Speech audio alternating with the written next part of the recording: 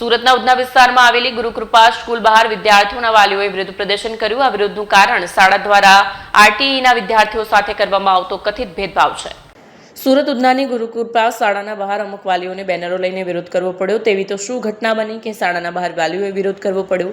મળતી માહિતી મુજબ શાળામાં આરટીઆઈમાં ભણતા વિદ્યાર્થી સાથે ભેદભાવ રાખતા આખો મામલો વિરોધ સુધી પહોંચ્યો।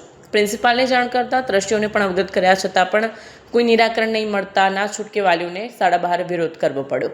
કેમેરામેન હકીમ શેખ સાથે વસીમ હાસમીનો રિપોર્ટ, આઝાદ ન્યૂઝ, સુરત। મારું નામ રાહુલ કૃષ્ણ જાદવ। શું સમસ્યા છે? કેમ આ બેનર લઈને ઊભું રહેવું પડ્યું?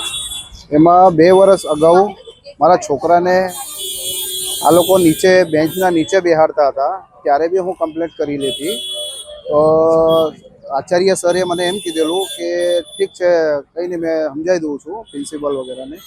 એના પછી મારા છોકરાને 8 દિવસથી આ લોકોએ બંધ કમરામાં બીજા ક્લાસમાં એ લોકો 8 દિવસથી મૂકી રાખ્યા હતા। મારો છોકરો રડતો આવ્યો કે પપ્પા મારે સ્કૂલ નહીં જવું। મેં કીધું બેટા શું થયું? મારા છોકરાએ કીધું કે મને 8 દિવસથી આ લોકો એવી રીતના હેરાનગતિ કરે છે કે મને બીજી ક્લાસમાં મૂકવામાં આવે છે।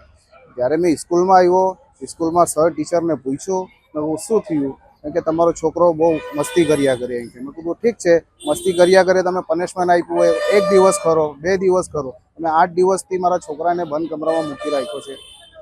કયા ધોરણમાં આપનું બાળક ભણે છે અને કયા ધોરણમાં એને પનિશમેન્ટ માટે મૂકવામાં? 6th ધોરણમાં મારો છોકરો ભણે છે, અયાન રાહુલ જાદવ।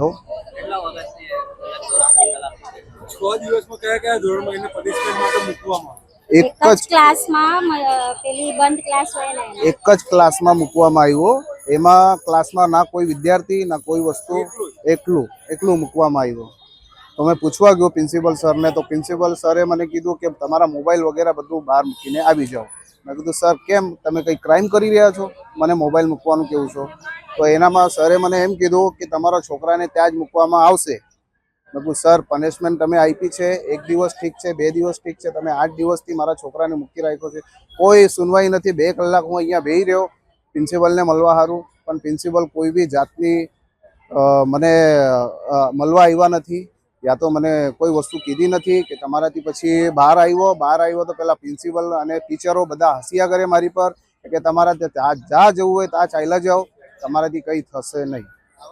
સુરક્ષિત શાળાના માધ્યમ સીસીટીવી કેમેરાથી સર શાળાઓ મોટા ભાગની હોય તો કંઈ તમે મેં માંગણી કરી હતી, અગાઉ બી માંગણી કરી હતી, એમ કે આટલી વાતમાં અમે કેમેરા નહીં બતાવીશ નહીં, એમ મને કહેવામાં આવ્યું। પછી તમે ક્યાં રજૂઆત કરી? હું ઘણા બધા શિક્ષણ જે ઓફિસર છે એને મેં રજૂઆત કરી છે, શિક્ષણ મંત્રી છે એને રજૂઆત કરી છે। એમના તરફથી કોઈ જાતનો મેસેજ નથી આવ્યો। મારી માંગ એક જ છે, જે બી પ્રિન્સિપલ છે, ટીચરો છે, જે મારા છોકરાને હેરાનગતિ કરી છે, કે જે મારો છોકરો હાલમાં ના પાડે છે કે પપ્પા મારે સ્કૂલ નહીં ભણવી, કે મને આટલું બધું ત્રાસ ભોગવવામાં આવે છે તો હું સ્કૂલ નહીં ભણીશ। લેખિત ને ઓનલાઈન ફરિયાદ કરી છે મેં। મને ઓફિસરે એમ કીધું કે મને લખીને મોકલાવી દો, શિક્ષણ મંત્રીએ એમ કીધું કે મને લખીને મોકલાવી દો, મેસેજ કરો। હું મેસેજ કરી આપ્યો છે।